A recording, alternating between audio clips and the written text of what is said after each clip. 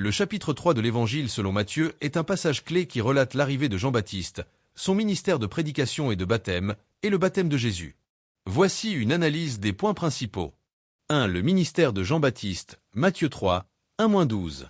Le précurseur du Messie, Jean-Baptiste apparaît dans le désert de Judée, prêchant la repentance et annonçant l'imminence du royaume des cieux.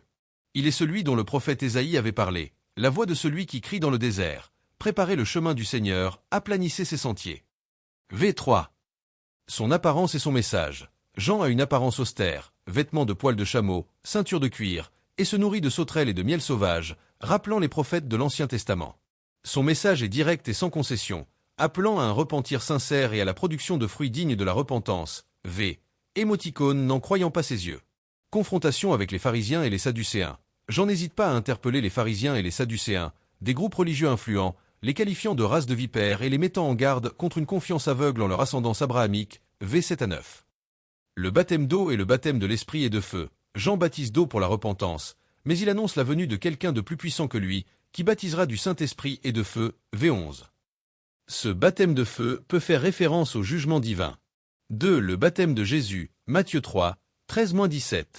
Jésus vient à Jean. Alors que Jean baptise au Jourdain, Jésus vient de Galilée pour être baptisé par lui. Cela surprend Jean, qui reconnaît la supériorité de Jésus et déclare que c'est lui qui devrait être baptisé par Jésus. V 14. L'explication de Jésus. Jésus répond, « Laisse faire maintenant, car il est convenable que nous accomplissions ainsi tout ce qui est juste. » V 15. Cette phrase est cruciale. Le baptême de Jésus n'est pas un baptême de repentance comme celui des autres, car il est sans péché. Il est plutôt un acte d'identification avec l'humanité pécheresse et un accomplissement de la justice divine. Il s'agit d'une humiliation volontaire et d'une soumission à la volonté de Dieu, marquant le début de son ministère public. La manifestation divine. Une fois baptisé, Jésus sort de l'eau, les cieux s'ouvrent, l'Esprit de Dieu descend sur lui comme une colombe, et une voix du ciel déclare « Celui-ci est mon Fils bien-aimé, en qui j'ai trouvé mon plaisir. » V 16-17. C'est une théophanie, manifestation de Dieu, où la Trinité est présente, le Fils, Jésus, l'Esprit Saint, la colombe, et le Père, la voix. Cette déclaration confirme l'identité divine de Jésus et son agrément par Dieu le Père pour la mission qu'il va entreprendre. Signification du baptême de Jésus. Solidarité avec l'humanité. En se faisant baptiser, Jésus se place parmi les pécheurs, montrant sa solidarité avec eux et son engagement à porter leurs péchés. Accomplissement de la justice. Il accomplit la volonté de Dieu et la justice divine, qui inclut le plan de salut.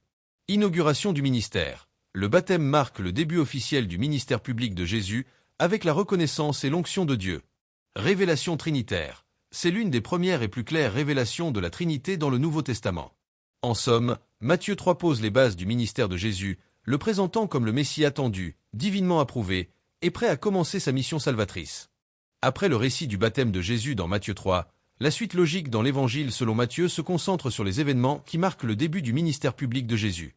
La tentation de Jésus au désert, Matthieu 4, 1-11. Immédiatement après son baptême et l'onction de l'Esprit Saint, Jésus est conduit par l'Esprit dans le désert pour y être tenté par le diable. Cette période de 40 jours de jeûne et de solitude est cruciale. Le diable présente à Jésus 3 tentations majeures, chacune visant à le détourner de sa mission ou à le faire douter de son identité de fils de Dieu. La tentation du pain, V 3-4. Le diable propose à Jésus de transformer des pierres en pain pour satisfaire sa faim.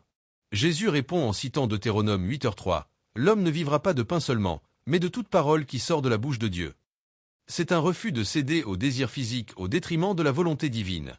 La tentation du pinacle du temple, V 5-7. Le diable invite Jésus à se jeter du haut du temple, citant Psaume 91, 11-12, afin que les anges le sauvent et prouvent ainsi sa divinité. Jésus réplique en citant Deutéronome 6h16, « Tu ne tenteras point le Seigneur, ton Dieu. » Il refuse d'utiliser son pouvoir divin pour son propre bénéfice ou pour une démonstration spectaculaire. La tentation des royaumes du monde, V août 2010. Le diable offre à Jésus tous les royaumes du monde et leur gloire en échange de son adoration. Jésus le repousse fermement en citant Deutéronome 6h13, « Retire-toi, Satan, car il est écrit, tu adoreras le Seigneur, ton Dieu, et tu le serviras lui seul. » C'est un rejet catégorique de toute voie de pouvoir et de gloire terrestre qui ne viendrait pas de Dieu. Après ces tentations, le diable quitte Jésus, et des anges viennent le servir. Cet épisode montre la victoire de Jésus sur le péché et la tentation, le préparant à son ministère. Le début du ministère de Jésus en Galilée, Matthieu 4, 12-17. Ayant appris que Jean-Baptiste avait été arrêté, Un événement non détaillé ici mais faisant référence à Hérode, Jésus quitte la Judée et se retire en Galilée. Il s'installe à Capernaüm, sur les bords du lac de Galilée. Matthieu voit dans ce déplacement l'accomplissement de la prophétie d'Ésaïe 9, 1-2, qui parlait de la terre de Zabulon et de Nephtali, la Galilée des gentils, où un grand luminaire se lèverait sur ceux qui étaient assis dans les ténèbres et l'ombre de la mort. À partir de ce moment, Jésus commence à prêcher publiquement, reprenant le message de Jean-Baptiste, « Repentez-vous, car le royaume des cieux est proche ». C'est le thème central de son enseignement initial, invitant les gens à changer de mentalité et à se tourner vers Dieu en vue de l'établissement de son royaume. L'appel des premiers disciples, Matthieu 4, 18-22. En marchant le long de la mer de Galilée, Jésus appelle ses premiers disciples. Simon, appelé Pierre, et son frère André, pêcheurs de profession, ils jettent leurs filets. Jésus les appelle en leur disant, « Suivez-moi, et je ferai de vous des pêcheurs d'hommes. » Ils laissent immédiatement leurs filets et le suivent. Jacques, fils de Zébédée, et son frère Jean, eux aussi pêcheurs, ils sont dans leur barque avec leur père, préparant leurs filets. Jésus les appelle également, et ils quittent aussitôt leur barque et leur père pour le suivre. Ces appels illustrent l'autorité de Jésus et la réponse immédiate et radicale de ceux qu'il choisit pour être ses compagnons et témoins. Le ministère d'enseignement et de guérison de Jésus, Matthieu 4, 23-25. Matthieu conclut ce chapitre en résumant le début du ministère de Jésus. Enseignement. Jésus parcourt toute la Galilée, enseignant dans les synagogues et proclamant la bonne nouvelle du royaume. Guérison. Il guérit toutes sortes de maladies et d'infirmités parmi le peuple, ce qui inclut les démoniaques, les épileptiques et les paralysés. Renommée et foule. Sa renommée se répand dans toute la Syrie, et des foules considérables le suivent, venant de Galilée, de la Décapole, de Jérusalem, de Judée et d'au-delà du Jourdain. Ce chapitre 4 établit donc les fondations du ministère de Jésus, sa victoire sur la tentation, le début de sa prédication du royaume, l'appel de ses premiers disciples et la démonstration de son pouvoir par l'enseignement et les miracles de guérison. C'est le prélude direct aux grands enseignements de Jésus, notamment le sermon sur la montagne, qui commence au chapitre 5. Après avoir posé les bases du ministère de Jésus dans le chapitre 4 de Matthieu, l'Évangile nous plonge directement dans le cœur de son enseignement le plus célèbre, le sermon sur la montagne. Le sermon sur la montagne, Matthieu 5h1 et 7h29. Le sermon sur la montagne n'est pas juste un sermon parmi d'autres. C'est une compilation majeure des enseignements de Jésus qui expose les principes du royaume des cieux et la nature de la vraie justice que Dieu attend de ses disciples. Il est prononcé par Jésus à ses disciples et à une grande foule, probablement sur une colline près du lac de Galilée. Ce discours peut être divisé en plusieurs grandes sections. 1. Les béatitudes, Matthieu 5, 1-12. Jésus commence son enseignement par les béatitudes, des déclarations qui décrivent le caractère des citoyens du royaume des cieux et les bénédictions qui leur sont promises. Ce ne sont pas des commandements à suivre pour obtenir le salut, mais plutôt une description de ceux qui, par la grâce de Dieu, vivent selon les valeurs du royaume. Heureux les pauvres en esprit, car le royaume des cieux est à eux. Heureux les affligés, car ils seront consolés. Heureux les humbles, car ils hériteront la terre. Heureux ceux qui ont faim et soif de la justice, car ils seront rassasiés. Heureux les miséricordieux, car il leur sera fait miséricorde. Heureux ceux qui ont le cœur pur, car ils verront Dieu. Heureux les artisans de paix, car ils seront appelés fils de Dieu. Heureux ceux qui sont persécutés à cause de la justice, car le royaume des cieux est à eux. Heureux êtes-vous, lorsque les hommes vous insulteront, vous persécuteront et diront faussement de vous toutes sortes de mal à cause de moi. Ces paroles renversent les valeurs du monde, mettant en avant des qualités souvent méprisées mais qui sont essentielles pour le royaume de Dieu. 2. Le sel de la terre et la lumière du monde, Matthieu 5, 13-16. Jésus explique ensuite le rôle de ses disciples dans le monde. Ils sont le sel de la terre et la lumière du monde. Le sel a pour fonction de préserver et de donner de la saveur. Les disciples sont appelés à influencer positivement le monde, à empêcher la corruption et à refléter la saveur du royaume de Dieu. Si le sel perd sa saveur, il ne sert plus à rien. La lumière dissipe les ténèbres. Les disciples doivent laisser briller leur lumière par leurs bonnes œuvres afin que les hommes glorifient Dieu. Il ne faut pas cacher sa lumière. 3. Jésus et la loi, Matthieu 5, 17-48. Dans cette section cruciale, Jésus clarifie sa relation avec la loi de Moïse. Il affirme ne pas être venu pour abolir la loi ou les prophètes, mais pour les accomplir. Il ne s'agit pas d'annuler les commandements, mais de révéler leur sens profond et leur intention divine, allant au-delà de la simple observance extérieure. Jésus prend plusieurs exemples de la loi et les élève à un niveau supérieur. Le meurtre. Non seulement il est interdit de tuer, mais la colère non maîtrisée et l'insulte envers son frère sont aussi des violations, v 21-26. L'adultère. Ce n'est pas seulement l'acte physique qui est condamnable, mais aussi le désir concupiscent dans le cœur, v 27 à 30. Le divorce. Jésus durcit les règles de divorce par rapport à la loi mosaïque, sauf pour cause d'infidélité, v 31 à 32. Les serments. Plutôt que de jurer par le ciel ou la terre, il faut être intègre dans sa parole de manière à ce que les serments deviennent inutiles, v 33 à 37. La loi du talion, œil pour œil. Jésus appelle à ne pas rendre le mal pour le mal, mais à tendre l'autre joue, à donner sa tunique en plus de son manteau, et à faire un mail de plus, v 38 à 42. C'est un appel à l'amour désintéressé plutôt qu'à la justice punitive. L'amour des ennemis, le point culminant de cette section.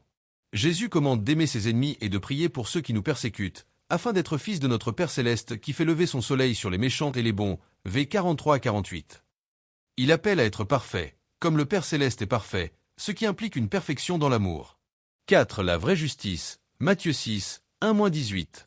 Jésus met en garde contre la pratique de la justice, aumône, prière, jeûne, pour être vu des hommes, et exhorte à la faire en secret, avec une motivation pure, car c'est Dieu seul qui voit et récompense.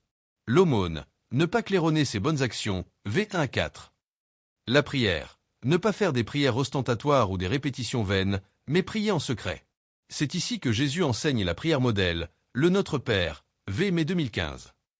Le jeûne, ne pas afficher une mine triste pour montrer qu'on jeûne, mais jeûner en secret, v 16 à 18. 5. Les priorités du royaume, Matthieu 6, 19-34. Jésus enseigne sur les bonnes priorités. Les trésors, ne pas amasser des trésors sur la terre, où ils sont périssables, mais dans le ciel, v 19 à 21. L'œil, la pureté de l'œil, l'intention, détermine la lumière ou les ténèbres de tout le corps, v 22 à 23.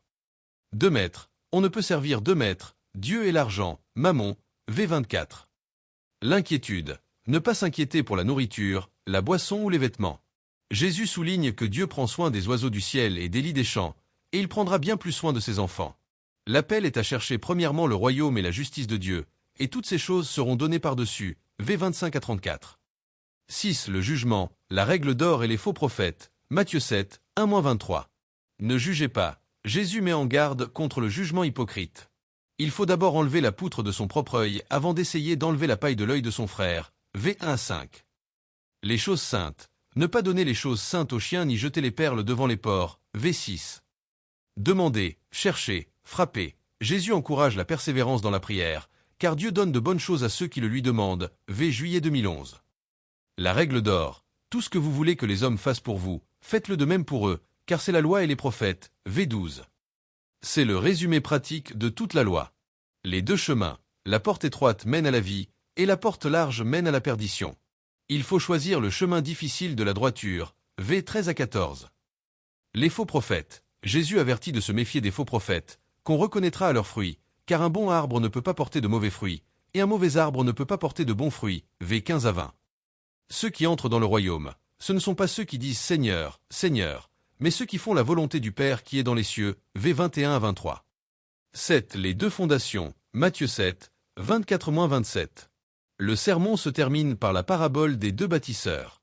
Le sage, celui qui entend les paroles de Jésus et les met en pratique est comme un homme qui bâtit sa maison sur le roc. Lorsque la pluie, les crues et les vents viennent, la maison ne s'écroule pas. L'insensé, celui qui entend les paroles de Jésus mais ne les met pas en pratique est comme un homme qui bâtit sa maison sur le sable. Lorsque les intempéries arrivent, la maison s'écroule et sa ruine est grande. Cette parabole souligne l'importance vitale de la mise en pratique des enseignements de Jésus.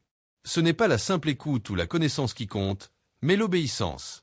La réaction de la foule, Matthieu 7, 28-29.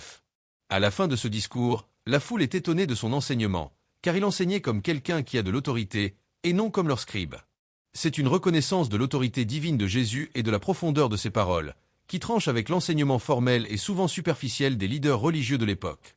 Le Sermon sur la montagne est le manuel du citoyen du royaume de Dieu, offrant une éthique radicale et un appel à une transformation intérieure profonde, plutôt qu'à une simple observance extérieure des règles. C'est le fondement de la morale chrétienne. N'hésitez pas à commenter si vous avez des questions, à partager ce contenu avec ceux que ça pourrait intéresser, et à vous abonner pour ne rien manquer des prochaines explorations.